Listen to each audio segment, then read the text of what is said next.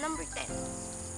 People from the past may or may not reincarnate as the people they once were. Baka hindi na siya si Prince Kai. Pati mo, hindi na din Kai pangalan niya. Kapatid ko si Kai, Happy. Kilala ko siya. Kilala ko siya kung gaano siya kasamang tao. Let's pass, Kai. Hindi na natin siya kilala. Hindi mo na rin siya kilala.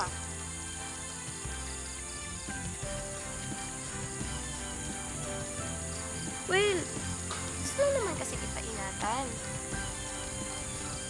Ako nagdala sa'yo dito sa future. Siyempre, gusto lang naman din kitang mabalik ng ligtas. Hindi na ako bata, Aki. Hahanapin ko si Emmy. Di mo ba ako sasamahan?